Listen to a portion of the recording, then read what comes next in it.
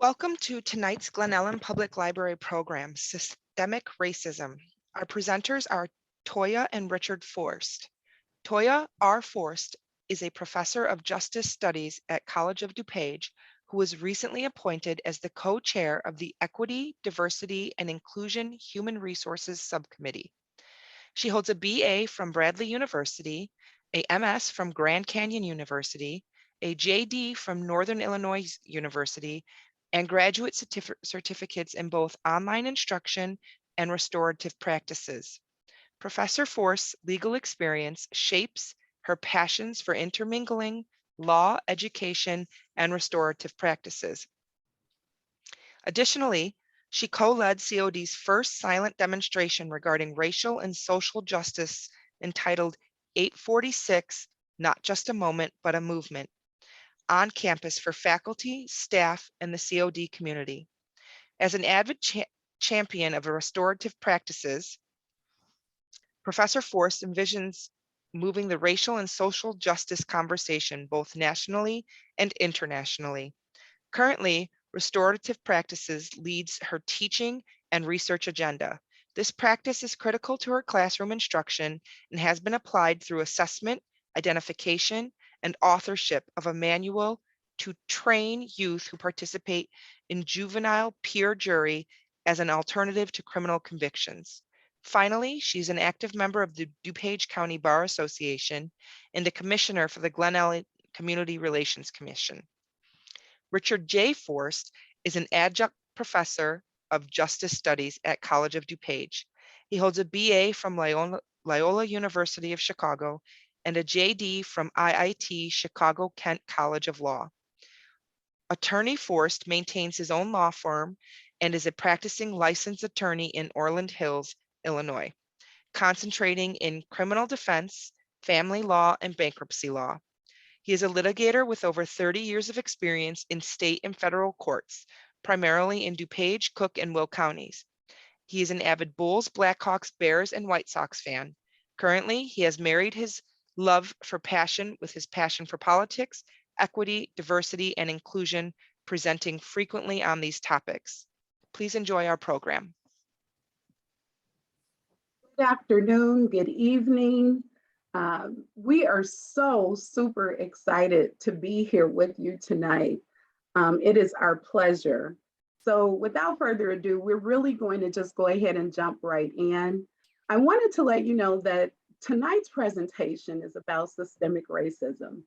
And before we go any further, I want to remind you that we are well aware that systemic racism can affect other races.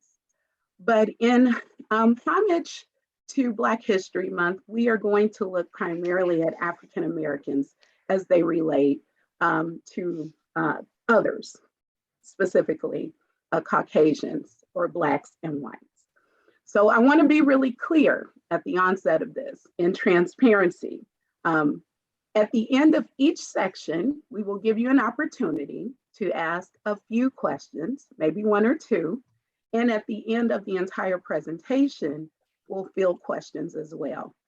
So what will we do tonight together? Well, we'll introduce the topic of systemic racism, hoping to help you define and apply systemic racism.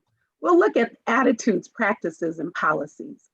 We'll apply this very current term to the NFL and look at it in terms of the libraries, since that's who's hosting our presentation.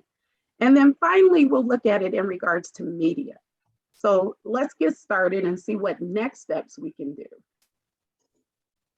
Okay, so on your screen, I'll let my co-host go ahead and read the quote, and we'll jump right in as to what that means. So this is a quote from Carter Woodson. Carter Woodson was a gentleman who was devoted to preserving Black history in the United States, and he actually founded Negro History Week about 100 years ago, which eventually became Black History Month, which we celebrate right now in February.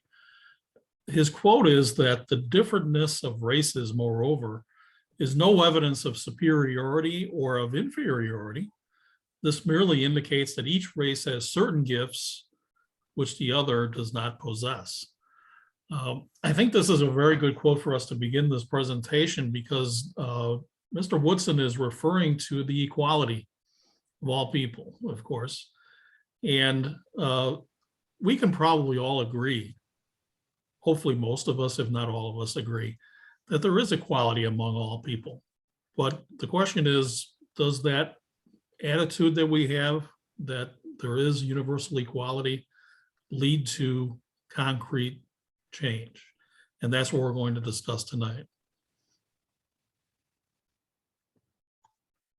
So as you can see, I wanted to make sure we understood that the term systemic racism has many connotations and actually holds many meanings. So systemic racism is also referred to in many circles as institutional racism, structural racism, and of course, systemic racism. It's important to first just start with a definition. And I think it's important that we all understand sort of where we are so that we can connect and know where we're going. So Derek Johnson, NAACP president, he defines it as a systems and structures that have procedures or processes that disadvantages African American. Remember, tonight's presentation is focused on African Americans, but we do recognize that system racism can actually affect other people. Glenn Harris defines it as a complex interaction of culture, policy, and institutions that holds in place the outcomes we see in our lives. So when you start to think about what types of structures, what types of systems are affected, you can see from the picture, this is one of my co-presenter's favorite, is the National Hockey League and their take on how they are going to work with or dismantle systemic racism. Finally, Brown University, the Center for the Study of Race and Ethnicity in America, defines it as normalized and legitimized range of policies, practices, and attitudes that routinely produce cumulative and chronic adverse outcomes for people of color, especially Black people. So for purposes of our time together, we wanted to operationalize systemic racism for you. We understand that words have meaning, right? And so we wanted to do a methodical approach to how you can see, identify, call out, and hopefully abort systemic racism in your processes. How do we do that? Well, first and foremost, we're to look at attitudes. And then attitudes will actually impact practices. Well, practices will actually impact policies. So in order for us to understand that, we first need to know what are some definitions. And I want to be very clear on our definitions, as again, most of my students know, I do not start any framework without a definition. Because if we understand what we're talking about, we can understand how to communicate dialogue, and at some point, maybe even disagree. So attitudes in this particular sense are settled ways of thinking or feeling about someone or something, typically one that is reflected in a person's behavior. But I want to make sure we understand I'm not speaking in terms of an individual attitude as much as its impact on a greater system. Practices are actual application or use of an ideal, belief, or method, as opposed to theories relating to it. So when you start to look at practices, we look at how these things will affect attitudes, and then we take it into our day-to-day operations, which is what we tend to call practices. After the system or the institution recognizes their practices, that then becomes their policies. And policies are courses or principles of action adopted or proposed by a government, party, business, or individual. And so it's really this sense of the policies that most people will focus on, because they believe that the policy should then impact the practice, which would then impact the attitude. But that's not in fact how it works. And if you wanted to see an example of this, you can look at everyday news. Sometimes certain people are named as predators or super predators, right? And when you get that sort of thought or name for an individual, the mind comes up with a response to that. So what we want to do is change that attitude so that it would reflect a more equitable or diverse practice, and then that practice can then become a fundamental policy. And it only takes an interruption in this cycle in order for that to occur. So here's some examples of how systemic racism works. And I'm wondering if via the chat, and hopefully my co-presenter can give me some of this response because I can't see it. What type of attitude do you think it would take for individuals to actually have more women die in childbirth? So the statistics that we have here from the 100 statistics that prove systemic racism is that Black women die during childbirth at a rate of 41 to 13 white counterparts. Does anyone know what kinds of attitudes would sort of push this process? And if so, can you put it in the chat? What kind of attitude may actually be working within this scenario of death of women during childbirth? Are we seeing any answers? Poor nutrition, neglect. Black women don't feel pain as much as white women, in quotes. Yes, no, those are good. So what you're saying is, in order for one to actually end where there are multiple, almost times what, 3 plus, right? 3 times the Black women dying, you would have to believe that most of those Black women have poor nutrition, right? They don't feel as much pain. So what really tends to happen is once an individual, a Black woman, is in child labor, if she says something doesn't feel right, then the response in general is, you're not feeling what you're feeling, right? And in fact, we had an anecdotal story along with the statistics where an actual doctor was giving birth, and she made some of these claims. And she too, one doctor died in childbirth, another doctor lived and told the story. But just so you know, most of the time when there are things like these attitudes of there's not enough money and they're not receiving prenatal care, those are all attitudes of that doesn't typically feed into this statistic. But it would lead to systemic racism. Yes, you wanted to say something? There were a couple other very interesting responses in the chat. One was doctors not believing what Black women tell them. Yes. Another is not believing Black women's narrative about pregnancy. I think those are really interesting. You have more? Black women don't feel pain as much as white women. Yep, I think we heard that one, and that one is definitely true. So not enough research or knowledge. So when we're talking about attitudes, perhaps it's the attitudes of all involved. And I think sometimes we only think of one aspect, what I believe, what I think, and what that may be. But attitudes, not just for one individual person. I want to be sure we're not talking about this, or we wouldn't have a 3-time statistic. But this is now throughout the entire healthcare system. And this is yet one example. So I'm going to move to the next example. Another example is life expectancy. Did you want to speak to this one?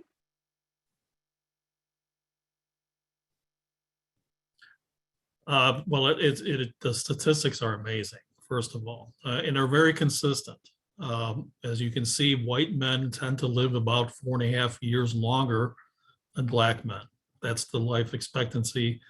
I believe these statistics are as of 2019, prior to the pandemic, because the pandemic has altered life expectancy to some degree. And also women are just higher for white women than for Black women.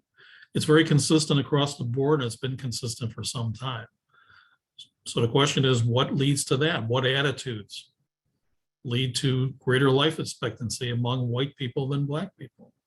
Yeah. What do you guys think? What attitudes? And there was a great documentary called Cooked where the communities in Cook County suffer greatly, right, in an adverse extreme weather situation because a lot of issues that dwell not just around the weather per se, but these attitudes pushing the practices of everyday limitations, and then that practices then making policy. And it actually took a very long time to provide an equitable approach to that situation in which we lost a lot of lives. So I think actually some of those same concepts would apply. So I'm going to do one more before we go. And this one is about high cost mortgage financing. So according to the statistics, African Americans are 53%, Latinos are 43%, and Caucasians are 18% in the realm of high cost mortgage financing. So I wanted to share something with you guys about something that I saw with an interracial couple who was looking for refinancing, right? Which the numbers are about the same. They look about the same. And so this particular couple was looking for refinancing in a home in Florida. The husband was an artist. The wife was a civil rights attorney. And they had all of these pictures all around their home. When they first had the appraiser come in, the appraiser looked at the home and it came back with $250,000. Well, the couple was devastated because they knew that the numbers were much higher for other people. So they decided to scrub their home of any pictures that had her, right, the woman, she was Black, African-American, removed all of those pictures, had the appraiser come back in, and all of a sudden the home went from $250,000 to $400,000. Now you might say, Professor Tauya Forst, that is the same thing, right? That really doesn't say anything. That's individual racism. That doesn't happen. Unfortunately, the statistics show that this isn't just one appraiser or one mortgage company. This is within the system. And that's why you have those statistics before you. So I think in a lot of ways, it's really important to recognize when we're looking at individual attitudes and how that impacts individual racism, as opposed to how attitudes then become practices and practices then become policies. So right here, we're going to stop because we did kind of cover a little bit. And if you wanted to, we'll take like 2 questions. If there's 2 questions on this material before we go to our next topic. Do we have 2 questions in our chat, or do we feel like we're ready to move? I want to mention that someone said, I've heard about this story on the news, such a difference when they took the pictures down. It was just shocking. And also with regard to the last slide, someone said diet and lack of exercise might lead to the results that you saw on the last slide. Yeah, is that for the life expectancy? Yes. And ironically, you would think when they're doing these studies, they don't account for those kinds of things. But especially within the Cook series, I know for a fact that they accounted for all of those things. And so it becomes, what is it within the systems that support life expectancy that there tends to be a difference? Not one individual's thoughts, but what is it within those systems? How can we methodically go in and address issues point by point by point, not for one person, but for people, groups of people. So I think that we're not saying a different thing. We just may be coming at it from a different way. So I'm going to turn it over to you. So we're going to talk a little bit about the National Football League. What a great time to do that, right? It's Super Bowl week. We're not going to talk about who's going to win, the Rams or the Bengals. We're not going to talk about the quarterbacks tonight. And I'm sure a lot of you are happy that we're not going to do that. But we are going to talk about some issues with systemic racism related to the NFL. So let's give a little background here. You see that quote on the screen. This is from a former anchor on ESPN who did a lot of football telecasts over the years. And he says, at the end of the day, money is money. And the NFL is really good at making money. The point of his quote, of course, is that that's where the NFL is at, making money. So let's give it a little background. The sports industry and the NFL in particular has pivoted from once opposing legalization efforts to embracing sports betting as a significant source of revenue. The NFL has forged partnerships with betting operators such as Caesars, DraftKings, and FanDuel, infused broadcasts with gambling content, and allowed betting to seep into the whole stadium experience. And if you've been to a game or watched a game on TV, you know that the betting experience is all over the place. The NFL and its teams expect to generate about $270 million in revenue this year from their betting and gambling deals, and expect that to eventually swell to over $1 billion a year. So it's real money. Less than a decade ago, less than 10 years ago, the current commissioner of the NFL, Roger Goodell, warned in testimony he gave in a case in New Jersey that the spread of sports betting, quote, threatens to damage irreparably the integrity of and public confidence in NFL football. That wasn't that long ago, but their view has flipped completely. So let's go to the next slide. And then I just want to read a quote from you from a sports agent. He's an agent that primarily represents coaches in the NFL. And he had something very interesting to say, Mr. Brian Levy. He said, people tend to hire people that look like them. They're going to make decisions based upon people that remind them of someone that they know, remind them of themselves, remind them of someone in their family, people that they've done business with in the past, which when you continue to hire people that look like you, act like you, make the same decisions of you, you make mistakes. We give a presentation in a different venue and in other venues on unconscious bias. And this is a prime example of unconscious bias. We call this affinity bias, or it could be groupthink bias, but it's a bias that is inherent in many individuals that results in them hiring people that they're comfortable with. It isn't necessarily a bad thing, but when it leads to systemic results, mistakes are made. And that's what we want to talk about. So let's go on to the next slide. So this is Brian Flores, the former head coach of the Miami Dolphins. And if you've been paying attention to the news at all, you may have heard his story. Let's talk a little bit about background about NFL head coaches. The first black head coach in the NFL was hired in, what do you think? What year? Tell me in the chat, what year do you think the first black head coach was hired? While you're thinking about that, you should consider that 58% of NFL players are black. 70% of NFL players are people of color, men of color. So when do you think, give me a year when you think the first head coach was hired who was black in the NFL? We have some responses. Can you see them? I'm seeing 1950s, 1970s, 2005, very specific, 2002, very specific. Very good. Those are all interesting guesses. Well, the answer is actually 1989, just 33 years ago, probably within the lifetime of most of us on here. So not very long ago, until 1989, of course, football existed long before that in the NFL. There were no black head coaches. The first black head coach was Art Shell, hired by the Oakland Raiders. The number of coaches, interestingly, just shrank from 3 to 1 after 2 black head coaches were fired just last month. That left 1 head coach who was black. Now, there has been another just hired, former head coach of the Bears, Lovie Smith, was hired in Houston, so now it's 2. But it was down to 1 after these 2 were fired. One of those 2 that was fired was this gentleman here, Brian Flores. He's about 40 years old. He's a young man, but he's an experienced head coach.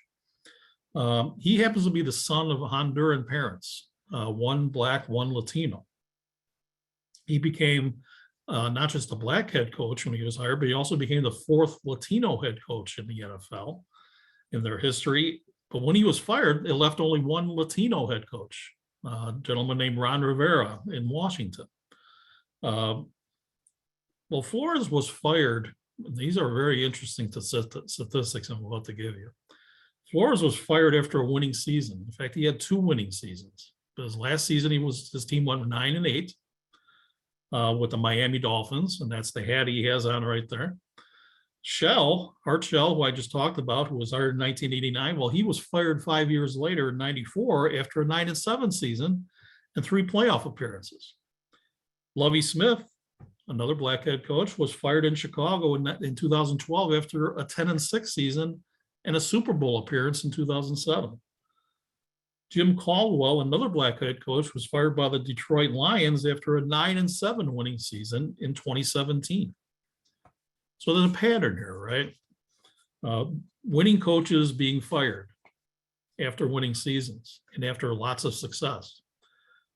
Troy Vincent is an NFL executive vice president of football operations. So he's somebody within the industry, within the NFL. He said there is definitely a double standard in hiring and retaining head coaches in the NFL. Well, the NFL seemed to recognize that almost 20 years ago when they instituted something called the Rooney Rule. The Rooney Rule, which started in 2003, named for the late Pittsburgh owner Dan Rooney, required teams to interview at least 2 minority candidates for head coach, front office, and coordinator vacancies. Coordinators are the people right under the head coach, one for the defense, one for the offense. So this Rooney Rule required 2 to be at least interviewed, and the 2 had to come from outside the organization. So you could talk to people within your organization all you want, but you had to find 2 minority candidates outside your organization to interview. That's been in effect for almost 20 years. So listen to the story of Mr. Flores. Coach Flores filed a lawsuit, and in his lawsuit that was just filed on February 1st, he made 2 startling allegations. One, he said that before he was interviewed for the New York head coaching position, why don't we go to the next slide at this point? So you see a timeline there. Before he was interviewed for the New York Giants head coaching position on January 27, which you see right in the middle there, he received a text from another coach, a very famous coach named Bill Belichick, who was the coach of the New England Patriots. He's kind of a legendary head coach in the NFL because he's won a lot of Super Bowls. Tom Brady was his quarterback. That's probably why he won a lot of Super Bowls. But he texted Brian Flores on January 24. And in that text, he said, heard from Buffalo, heard from New York Giants that you're their guy. So he's interviewing for this New York Giants position on the 27th, and he gets a text 3 days earlier from another head coach saying he heard you got the job. Well, it turns out that was not intended for this Brian. It was intended for another Brian that Coach Belichick knew, a coach named Brian Daboll. And that happens to be a white coach. And guess what? On January 28th, they announced the New York Giants that Brian Daboll got the job. So it appears that this confirms that the position had already been awarded to the white coach when that text was sent on January 24, 3 days before the scheduled interview with Coach Flores. So Coach Flores is arguing in his lawsuit that this interview under the Rooney Rule that requires these interviews to take place, it was a sham. This is not the first time someone has said that these interviews are a sham, but now he sees confirmation. Of course, he took screenshots of these texts he got from Coach Belichick, so he has proof in his lawsuit that he received them. So let's go on to the next slide. So this is where we apply all these concepts, right, that we've been talking about. We've talked about how attitudes lead to practices, lead to policies. And this is how it applies in the NFL context. Coach Flores also alleges that shortly after he was hired, the owner of the Miami Dolphins, where he worked before and he had some success, That owner offered him $100,000 for each game he lost in the upcoming 2019 season. So this coach gets hired, and he says in his lawsuit that he got this demand from his owner saying, I'll give you $100,000 for every game you lose. He wants to lose games. Why? Because he wants to get higher draft position to get the best player or best players available in the following draft. It's worth that much money to him to do that, at least according to this owner. Well, if the allegations were true, it would confirm the attitude of NFL owners. And remember, NFL owners and the commission, they run this game. It would confirm their attitude, which is to prioritize increasing revenue. And you see that on the left side of your screen there. That's their current priority, increasing revenue. And we're going to talk about how that takes place.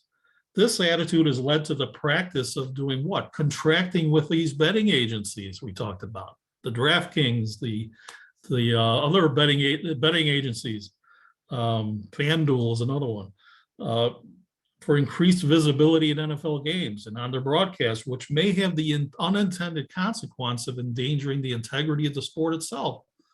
Because if you have all that money on it, things can change. Referees might change their calls. Players might not play the same way. Coaches might act differently, especially at crucial points in the game. When you inject all that money, it does at least raise the question of integrity, which is what, of course, the commissioner had warned about just a few years ago. So if the litigation that Coach Flores has instituted or an NFL investigation takes place, finds that his claims are true, this owner of the Miami Dolphins, who offered him this $100,000 a game, he could have to sell the team. He might be forced out of the league. He released a statement saying, I take great personal exception with these malicious attacks. In a separate statement, the Dolphins said, we vehemently deny these allegations of racial discrimination and are proud of the diversity and inclusion throughout our organization.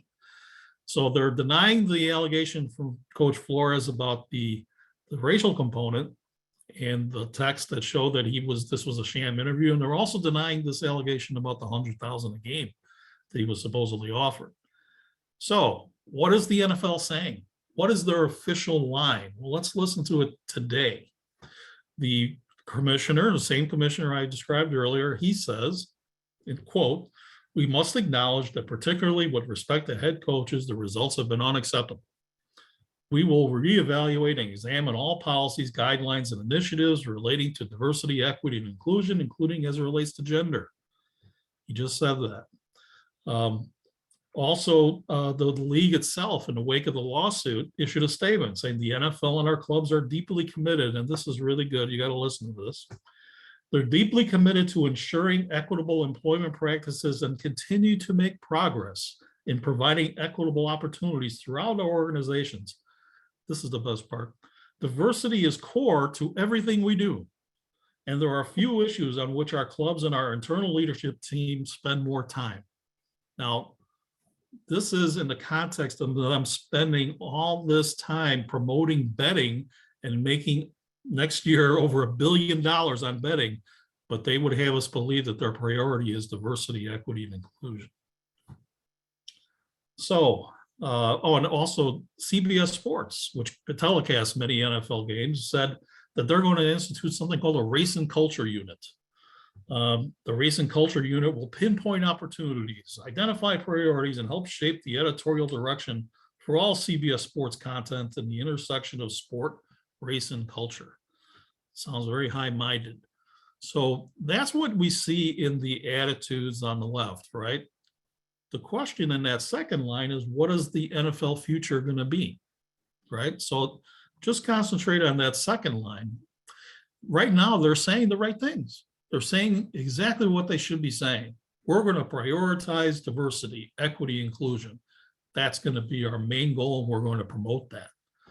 The question is, will it get from that left side to that middle side? Or is there such a bold line between attitudes and practices that there could be no movement from the left to the middle? And of course, if you can't get to the middle, you can't get all the way to the right either. So how is it ever going to happen? Well, one possibility, as we have put in this slide, is that things do change, that the NFL recognizes that there is a problem, and that they say they're going to make blacks decision makers, not just players in the game. They're going to actually have a role in interviewing and hiring and retaining coaches. If you have blacks involved in the process, you would think there would be change. And that, if true, if they actually got from that left column to that middle column somehow, got past that bold line, then they could have non-discriminatory hiring policies. So that's a possibility, and that's why I put question mark there, and that's what we decided to do on that portion. But let's look at another alternative, and that's on the bottom, the alternate future. First of all, yes, they do have the right attitude. They're prioritizing and promoting diversity, equity, inclusion, just as you saw above that, but they can't get past that line right there.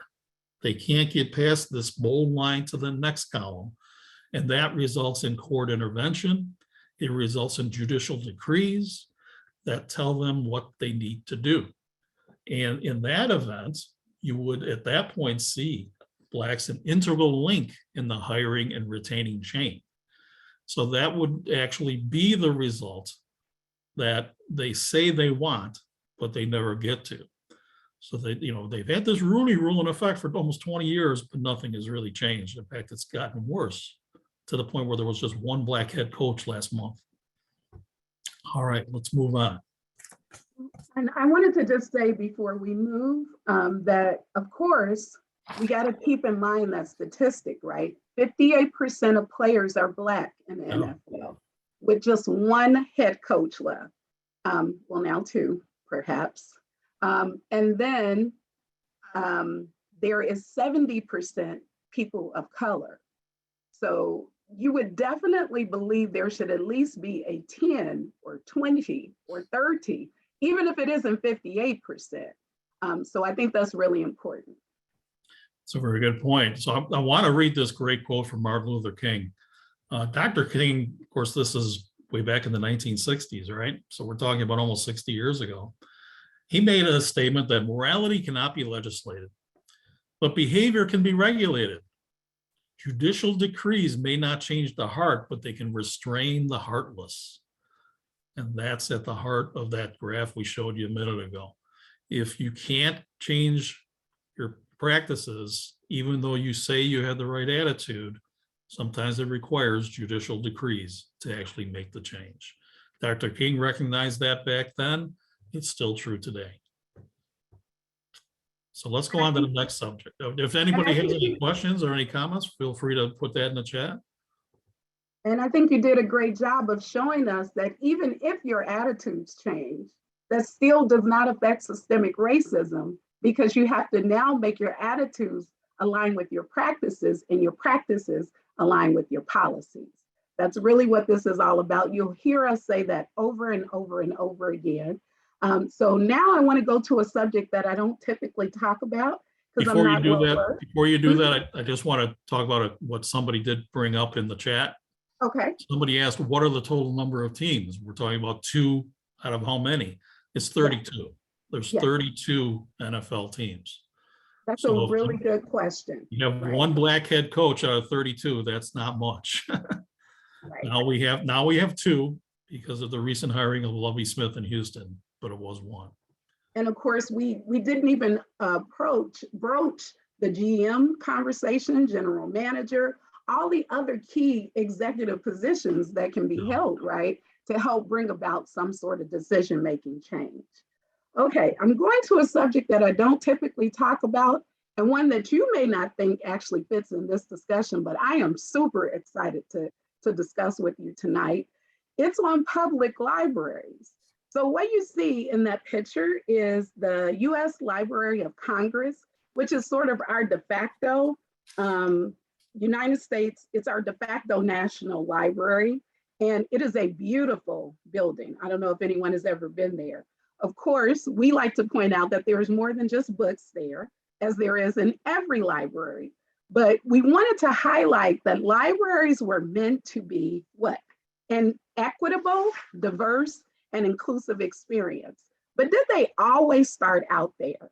And in fact, why do we believe that the system actually has some foundation of systemic racism? So as you can see on the screen, in 1731, actually Benjamin Franklin started the first library. It was a subscription library, which meant if you had enough money, you could buy into this system. Your money would get you first an upfront subscription, and then there was an annual fee. So as you can probably guess, many people could not afford that, right? And there certainly was no invitations to Blacks and women and people who were of meager means. In the 1830s, Black people did what they tended to do in response to most issues. They started their own circulating libraries. So the Phoenix Society is actually a Black club that started to educate and provide a lot of assistance to individuals within their community, since Blacks were not allowed in libraries. In 1833, we have the first free public library. And this library was supposed to be open to all classes, but not all races. So we're still in that position where this free for all, this public entity has some attitudes, which then are practices that you cannot seem to get a book. And then the policy equals that you don't have access, right, to this additional information that's out there. In 1840, the University of South Carolina opened the first separate academic library building. So this was the first standalone building. This was not a typical thing to occur before 1840. And in 1848, Boston Public Library opened as its first municipal library in the community, in a large community. So I have to say, as I'm going through the facts, like many things, there's three answers on everything. Who was the first? So there's a lot of literature around this, but most people accept that Boston was first. In 1853, the librarians, as a loose entity, had their first conference to try and form a permanent organization. They recognized that they needed some assistance and support from one another, and so they had this first meeting. It was their intention to actually formulate this sort of formal process or association, but they never had the second meeting. But what they did have was here. In 1854, we start to see Boston having the first library that's supported, right? American library that's supported by other monies, other finances. And then in 1876 is usually where people pick up the story on public libraries, because this is where we start to see my favorite character, right? Melville Dewey. We all know him because if you've ever been in the library, you know about the Dewey Decimal System. And I'm sure that the Dewey Decimal System is your favorite, not, right? It tends to have some confusion, but it's something that we grew to love. Now, most of you guys might have actually never had the experience of going into the books and that's it, or going through the card catalog because you were able to use the computer. But I remember, I can't believe I'm old enough to say that, when you could pull out the card catalog and see all of the individual books in one location, and you could feel where they would be. So in 1876, Dewey actually started to professionalize the industry. He wanted to make sure people respected being a librarian. So he co-founded with about 9 or 10 other people, the American Library Association. And you would think that that's a good thing, right? Because in the same vein, he started to recognize that the books did not have a structure. So he created the Dewey Decimal System. So I want to make sure I explain it correctly because it's been a little bit of time. The Dewey Decimal classification, as it was first known, later became the Dewey Decimal System. It's the system for organizing the contents of a library based on the division of all knowledge into 10 groups, with each group assigned 100 numbers. The 10 main groups are 0 to 90, 0, 0, 0, 0 to 0, 99, 100 to 199, so on and so forth, until 900 to 999. Now, within those systems, each set of numbers hold a specific designation. So in the first system, there's general works. 100 to 199 is philosophy and psychology. 200 to 299 is religion. 300 to 399 is social sciences. 400 to 499 is language. 500 to 599 is natural sciences and mathematics. 600 to 699, technology. 700 to 799, the arts, and so on and so forth. And I bet you're saying, what does that have to do with systemic racism? Oh, but just wait. In addition to Dewey being this wonderful mastermind, I don't think that we can underestimate his true contribution, right? He started that first library association. He made sure there was some sort of organization made out of the chaos. But in that same sense, Dewey was well known to not only be a sexist, but to be a racist. Specifically, he was the anti-Semite. He was against Jewish people. He also did not have any need for Black people. Why is that important? Well, it's important in the way that he actually categorized individuals who had works in books, right? So when the system was created, he could not conceptualize that Black people might actually be subjects of books and or write books. So what was occurring is, as you remember, I talked about the designation for history, and instead of every American being in the history designation, only whites could go in the history designation. Other Americans, i.e. Blacks, would have to go in the social sciences and the 300. And in fact, 326, social sciences, was designated for slavery. Who would ever think that slavery should be a social science and not a history? It's just baffling to me. But this is one way that this system did not even open up its impact, and people couldn't see it. Again, I told you that Dewey liked the ladies. So not only was he against, certain races, but he was against certain, most gender. And we'll talk a little bit about what happened after that. But in 1887, Dewey established the first school of librarianship. See, I told you he was a mastermind, but he did have some other things going too. In 1896, the National Association of Colored Women's Clubs decided, guess what? We recognize that we are not going to be allowed in the spaces where education is occurring, where books are being transferred. So they decided through fish fries and grassroots funds to actually host the very first bookmobile. I know most of you guys know what a bookmobile is. It's where they go around and drag books to different areas where people are not necessarily able to get to them. So I was really excited to find that out. Maybe you knew that. Then in 1890, Andrew Carnegie began providing funds for libraries and communities. He did a lot, right?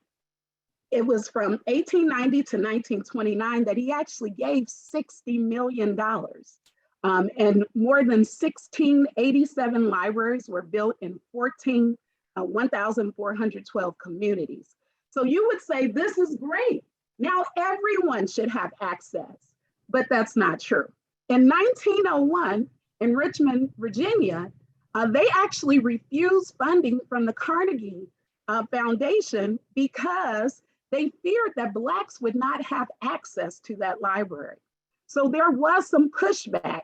And in 1902, W.B. Du Bois actually spoke of in Atlanta's Carnegie Library, how the library opened in Atlanta, and yet it didn't serve 1/3 of the population. So in 1908 to 1924, Blacks decided, we have had enough. We're going to actually take this into our own hands and provide education and books and knowledge, even if it is not the same quality. So they began directly requesting and lobbying the Carnegie Foundation for monies to open buildings. But as most stories go, 12 libraries opened. They opened in really small buildings. They had very few books, but they did have their own municipal branches. And so a lot of the branches that most people would see in areas in urban cities would be considered one of these types of libraries. Now, it's an interesting connection for the library because in 1960 and 1961, you start to see two very important groups, the Greenville Eight, which was actually led by our very own Reverend Jesse Jackson out of Chicago, to do a sit-in, and the Tougaloo Nine to do a sit-in in a library because they were still denied access. So although they had carved out sort of this Black library, they still wanted the equitable resources that were found in the other libraries. And they in fact were arrested after doing that. And then in 1964, Black people were locked out after trying to access services. So, you know, it's a really intricate relationship with Dewey and how even around the civil rights movement, people began to use the local public library as a hub to further or dismantle systemic racism. And finally, as you see there, Bill Gates outdid Andrew Carnegie and gave $200 million for software, digital technology, and internet access to underserved libraries. So I just wanted to highlight why public libraries are important. They're important because they're supposed to be the equalizer, right? It's supposed to even the playing field between the haves and the have-nots. Information, most librarians will tell you, is open to everyone. But if you don't have access, that still places you in a disadvantage. So let's see how that can be applied to systemic racism. So I'm going to go through it. Remember, we have this methodical approach. It's not just words, it's not just actions, it's not just something out in oblivion. So what attitudes would actually affect this? Well, people of color were not considered persons, and they're therefore incapable of having intelligence. So of course they don't need access to books. What were the practices? People of color were denied books, services, and even access to buildings so that they could even sit there and have a quiet environment and try to better themselves. And then the policies were people of color were dehumanized in the Dewey Decimal System, which in fact actually excluded them from American history. Hence, probably another reason why we have Black history, which in fact is American history. Now, I wanted to just end with how many different times, I read about 2,000 times they have tried to redo the Dewey Decimal System. It's an intricate classification system, but this legendary woman from Howard University, Dorothy Porter Wesley, spent her life work trying to dehumanize or decolonize, right? I'm sorry, trying to humanize and decolonize the Dewey Decimal System. She said that this was some of her hardest work, the work that she truly believed in. Today, people still have issue with this. In fact, I suggest that you go to your library, you don't take my word for it, and you see where the poets are housed, if they are African American, where the African American president is housed, and in fact, where American history lies. Hopefully in your library, there has been a change, but that's a call to action for everyone to make sure their system is equitable. All right, so we've talked about the NFL and we've talked about libraries. Let's talk about the media. You see the sign on the screen, all the different facets of media. As we've seen in other areas, systemic racism stems from three concepts: attitudes, practices, policies. This is also the case in the media. As pictured, media is composed of written and verbal industries, such as the internet, television, radio, magazines, newspapers, but also things like podcasts and streaming. Identifying systemic racism in media is quite important because of the reach each of these mediums have on how people develop their attitudes, practices, and policies. So let's take a look at the next slide, and we'll look at a quote. This is a quote from Ari Shapiro, who is one of the hosts on the National Public Radio broadcast, All Things Considered.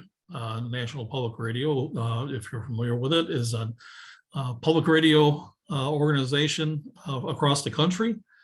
And the local broadcast station here is WBEZ. And he's one of the hosts on NPR.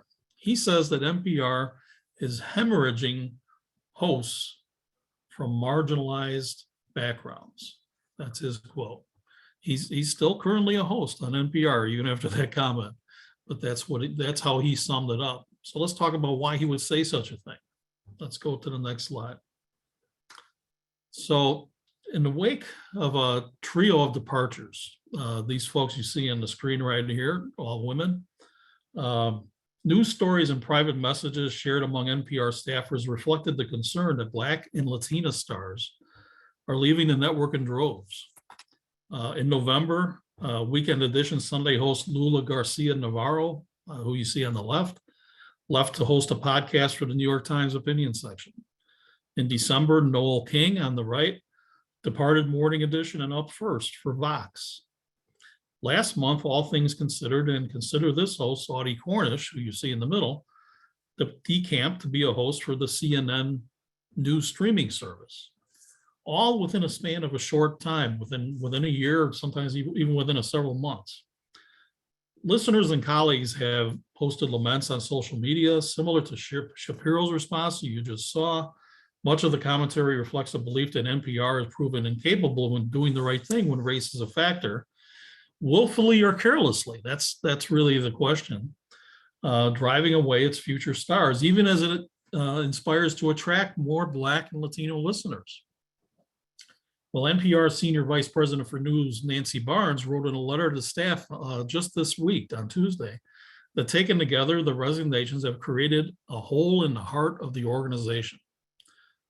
In addition, NPR and WBUR, one of their local stations, informed member stations last week that Tanya Mosley would leave her job as host of the network's midday show Here and Now at the end of the month. She's going to be a special correspondent for the show through the end of her contract, which lapses in August, and then she'll be leaving NPR. She is Black, and she's pursuing her own podcast. And she made an interesting statement, but read toward the end of her statement, or listen toward the end of her statement. She said, "I've been honored over the past 2 years to be part of one of the biggest stories of our time at Here and Now. As individual journalists and as institutions, we need to be thinking about what are the ways we serve the audience that may be different than the way we do now. This is a moment where we need to have deep reflection on who we are and what value we have to the people. Maintaining the status quo is not the way to do it." That was her quote. So you hear the trend, you hear what's going on, you see the actual results. Hosts have complained to the network's leadership of pay disparities along racial and gender lines. You see that figure 75,000, with female hosts being paid that much less than their male counterparts on the same network. And male counterparts saying, upon learning of this disparity, saying, we want them raised to our level. And now NPR trying to address that. Some say the network doesn't keep its promises. It makes contract negotiations unnecessarily contentious. Several hosts concluded they were made to be the public face of NPR, minority representation, but didn't have the network's full support in doing so. So let's go to the next slide. A quote from Audie Cornish. She said that she is leaving. Let me just pull that quote up so I have it. She said, "I'm leaving my own accord with no malice or resentment. I've had a great run with a company full of people I respect and admire, but," she added, "I also understand that 4 hosts leaving in a year, 3 of them people of color, women, that's a red flag. So she is saying that on her way out, similar to the comments from Tanya Mosley and others. Let's go to the next slide. So apart from NPR, let's talk about television, let's talk about movies, let's talk about other media. Few issues rank higher on the agenda for brands, especially those in media and entertainment, than the ever-intensifying debate about diversity. But results throughout the industry landscape vary widely. Let's face it, some companies are doing diversity better than others, getting it right while others fail to get it at all, and still others that land somewhere in between. Every day, the stakes for success keep getting higher. These companies should be held to an even higher standard on DEI than businesses in most other sectors. After all, they shape the images, right, that our children see via television and movies. A recent study by McKinsey found that the industry remains disproportionately homogeneous. 87% of TV executives and 92% of film executives are white. And you see those statistics on your screen. New television projects cast with 40% racial and ethnic minorities, demand doubled. So people are watching these broadcasts when there's more minority representation. Projects underfunded and undervalued, but they yield higher returns. They get better ratings. They make more money for the companies. Black movie representation reflects the US population, 13.4% Black, but Black talent only makes up 11% of leading movie roles. And it's limited to projects related to their race. So in other words, having a Black person in a acting role has to be about something involving a subject revolving around Black people. That's the tendency. All right, let's go on to the next slide. So you see these statistics here, and I'm not going to go into a lot of detail on these statistics. You can review these graphs at your leisure, but you can see how in all these industries, there's a proportion that are white and male that is higher than the population. Let's continue talking about the media a little bit. The Association of National Advertisers and its Center for Brand Purpose recently established something called the Swayable ESG Brand Perception Index. I wanted to make sure I got that right. The tool reflects daily surveys of consumer opinion. You probably, maybe you haven't, gotten invitations to participate in these surveys where they'll give you a couple $100 and you can participate in a survey in an area that you may know something about because of your life experience. Well, they don't just measure things like environmental, social, and governance impact. They also measure equity and diversity and accountability in those key metrics that they measure. Well, topping the list among entertainment brands when it comes to these issues are Netflix and Disney. Disney, of course, owns ABC. At Netflix, for example, the number of Black employees in the United States doubled in the last 3 years. Soon after the murder of George Floyd, Netflix CEO Reed Hastings and his wife donated $120 million to historically Black colleges and universities to honor the memory of George Floyd.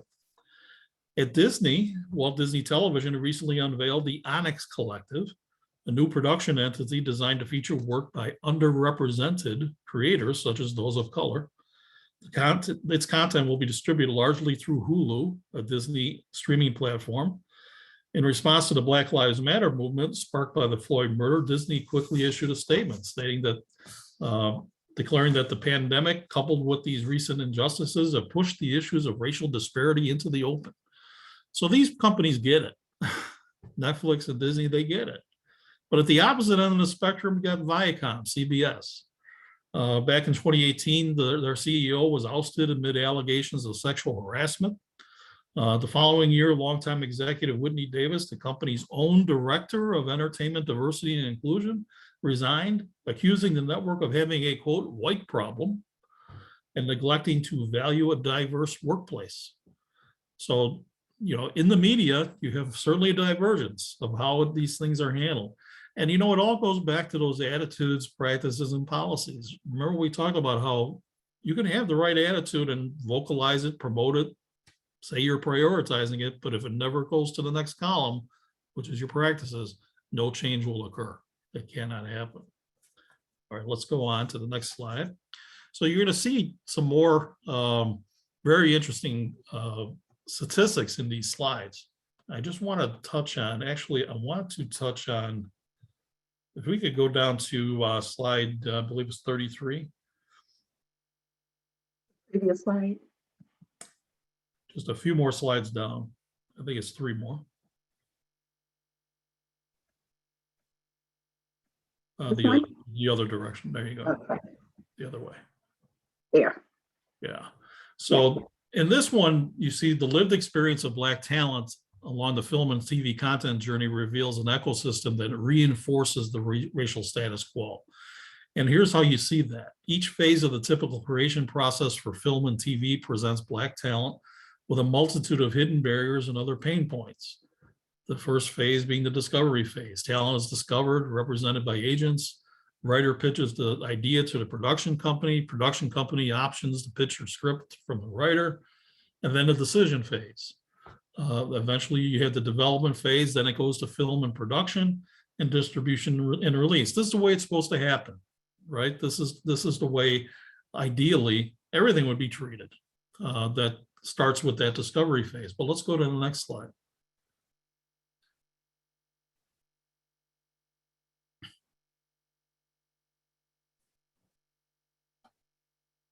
So these are the pain points, right? Yeah, so the lived experience of Black talent is this way. You see in the discovery phase, hard to gain talent representation. So agents, right? Hard to get an agent. Stalled projects, 90% of option work is shelved, hurting emerging talent. Black talent must often sell stories about personal trauma to get their ideas optioned. Pitches from Black talent generate lower rates. So even if they're accepted, they get less money. The decision phase, a lack of objective metrics and transparency in greenlighting the process. Risk aversion and experience bias. Remember we talked about how if you have that affinity bias and you like to hire people you're comfortable with, retain people you're comfortable with, people that look like you, the people you've worked with before, that can affect your decision-making. Well, here we see that as well, risk aversion. First look and overall deals often limit opportunity unless very well-known talent can be locked in without guarantee of production. So only the top talent, in other words, top recognized talent in the industry can be guaranteed anything. And then you see those following columns until you finally get to filming and production and distribution and release. And at the end, what do you see in that last column? Pervasive assumption that Black films don't travel. The teams lack racial diversity of relevant experiences, which limits the marketing impact and research and reach. A lower ability to monetize efforts. New and upcoming talent is given fewer profit back-end participation opportunities, such as spin-offs and things like that. This is the way that the industry is actually, in effect, creating more discrimination. It's actually creating more systemic racism. And it all starts with the attitudes. It all starts with that attitude that Black talent and Black subject matter and Black actors in general, that doesn't sell. When we know the statistics are the opposite. Actually, what we showed a few minutes ago was that they actually make more money when they have more Black talent represented. So they're getting in the way of their own success, in the way of their own profits, and yet it continues to occur. So let's go on to the next slide, and I believe Professor Forst wanted to comment on that. Yeah, so I just wanted to sort of tie everything together. So we started off talking about the NFL and how money matters, right? So if we're going to have the conversation about systemic racism, I think you can go one of two ways. You can say, in my heart of heart, I know it's the right thing to do, provide equity, or you can say, on the other hand, it needs to materialize in dollars and cents. In the dollars and cents, we've now shown you the argument in the NFL as well as in the film, movie, and TV industry that dollars are important And they too, when you deal with dismantling systemic racism, yields more money.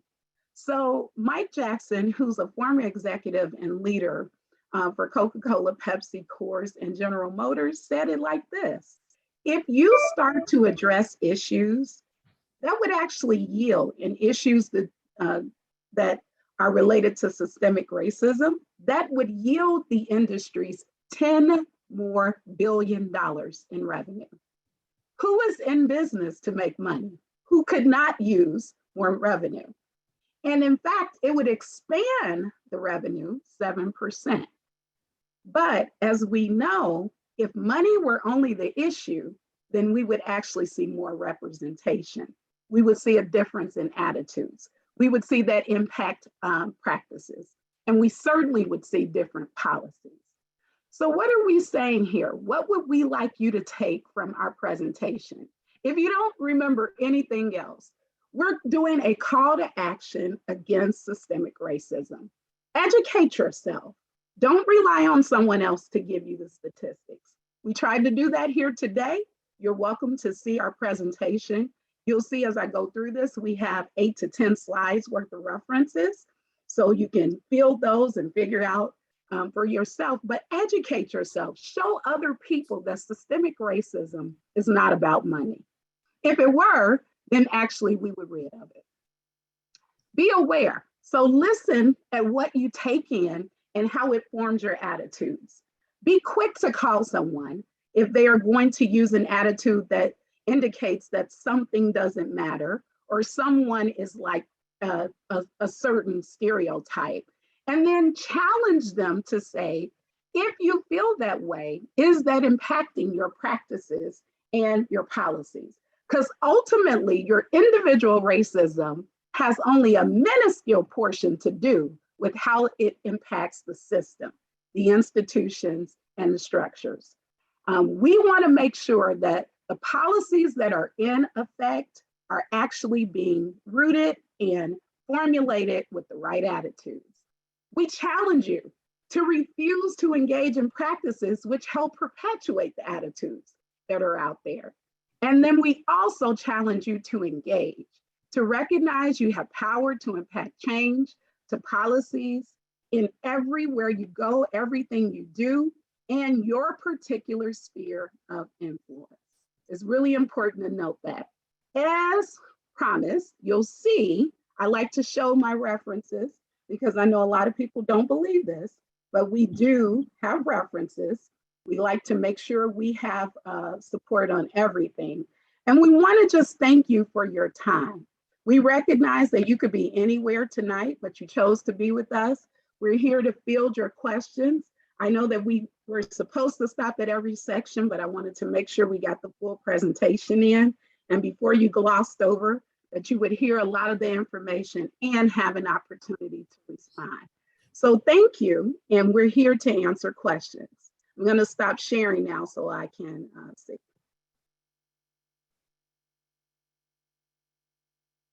Hi, this is Clara Hughes. I want to thank you for this presentation. I have to say I was shocked at how recent some of these really bad attitudes are playing out in big spaces.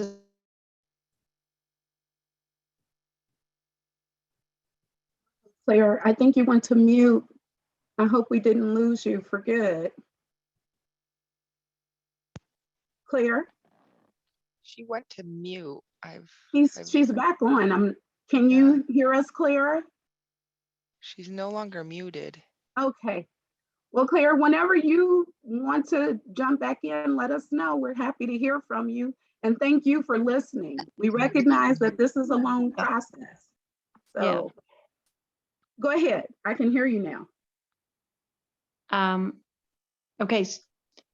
I'm surprised at some of the recent examples of how bad this is, and especially with the example you gave with NPR. Yeah. So I think the thing that we like to say, which is why you saw all those slides on references, is that we like people to know that not only is it recent, but it is current, right? And so it's continuously occurring, but there is hope, Claire. If we can interrupt some of the attitudes, then we can actually have that impact practices, our day-to-day dealings, and then the entire structure or system will have a different policy. So this is why we do this work, because we still have hope. But I think if you're unaware of something, then you can't engage, right? So that's really our sort of goal to this. But thank you for saying that. Thank you. Yes, Nancy, I think you had your hand up. Yeah, I was just wondering, thank you for a great presentation. Whether you have a mechanism in place that allows for people to take this knowledge and continue talking about it to expand their awareness and to increase the circle in the conversation. So did you hear, I don't know, Professor Forst, did you want to answer that? Okay.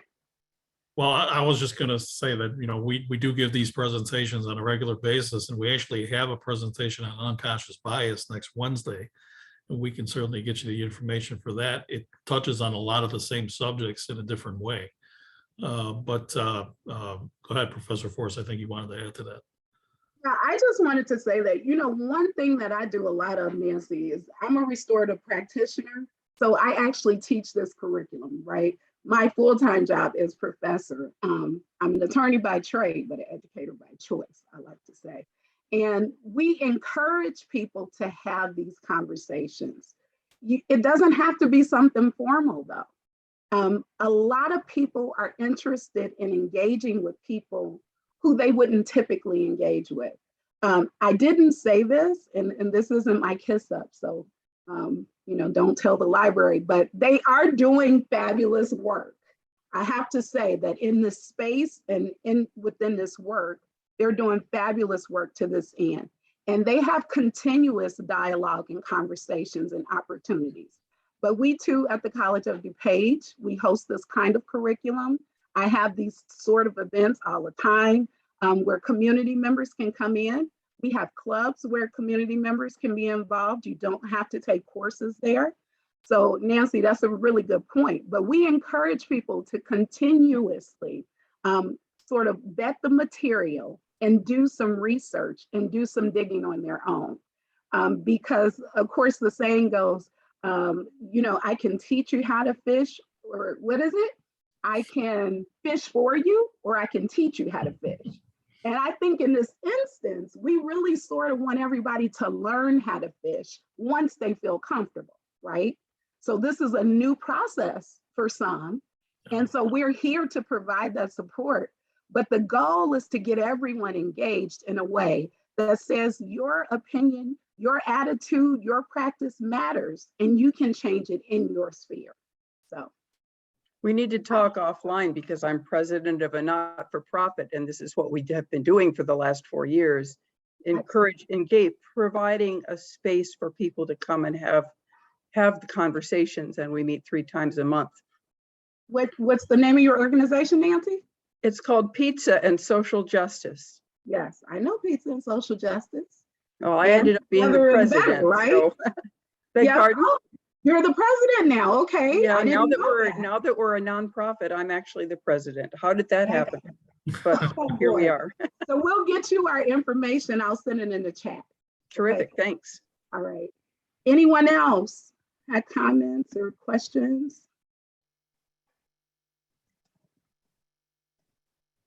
Well, I'll tell you, like I tell my students, I don't like to hold people for no apparent reason, but I'm happy to answer any questions. I think some things came through while we were presenting. Did I miss any questions there?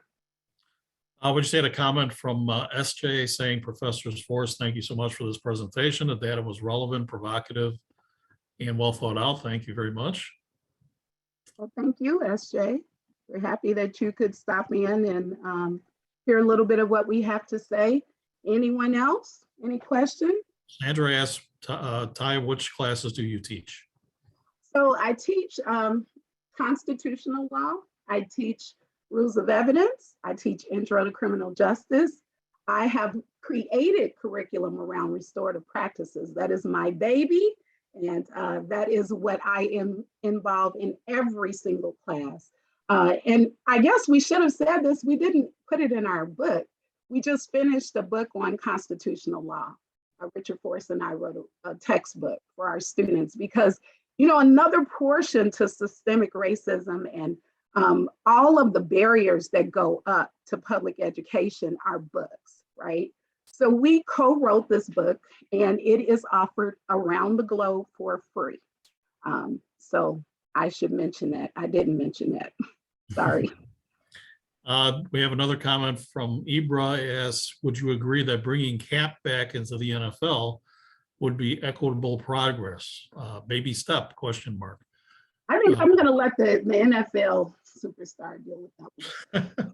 Well, Ibra's referring to a quarterback by the name of Colin Kaepernick, who once played for the San Francisco 49ers and had a relatively good amount of success in the NFL, but was basically ostracized from the league after he knelt during the national anthem, very famously, and has never had a job since in the NFL, despite being fairly successful and still being fairly young. And certainly better than most of the quarterbacks I've seen come through Chicago over the years, but yet he can't get a job. Would I agree that bringing him back would be equitable progress? Well, yes, I would, but I'd say the chances of that are next to nothing, probably nothing actually. And I think even if there were a change in attitudes and practices, I don't think they could ever bring themselves to allow him back in. And that's not just because of what he did with kneeling, but also because of everything he said about the NFL since. So, you know, that's a shame. That would certainly be a welcome sign that they actually take this seriously, but I don't see it happening. Well, I go back to the MLK quote, you know, morality, right? You want the full quote, you can look it up, but essentially for me, if we're talking restoratively, we need to ask Colin Kaepernick what would be equitable for him. I think if you were to speak to him when this instance was going on, he definitely wanted a job. I'm not so sure that would be his answer now, especially because it's provided such a platform for him to get and talk freely about these decisions, not to mention he still makes pretty good money. So I could be wrong, but I think if we're going to talk restoratively, we would need to get his voice in the conversation. I hope that answers your question. Anyone else?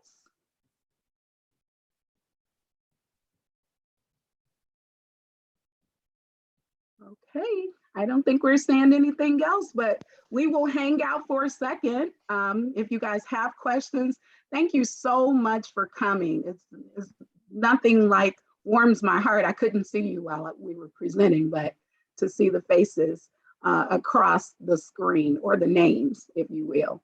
So thank you. Were you wanting to say something, Elaine? No? Okay. All right. Well, thank you for some great comments along the way in the chat. I didn't read every single one, but thank you very much for contributing and for your questions, which were very perceptive. We certainly enhanced our discussion. Yes. And thank you for joining the Glen Ellen Public Library via Zoom for this important ongoing conversation. And we hope that Professors Forst have answered some of your questions and have encouraged you to ask more questions and look further into this. Thank you. Thank you. You all have a great evening. Bye-bye.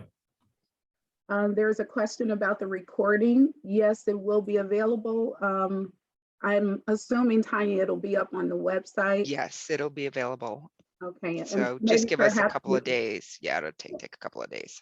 Yep. And if you have questions, you can always shoot us a note and we'll try and get a link to you as well.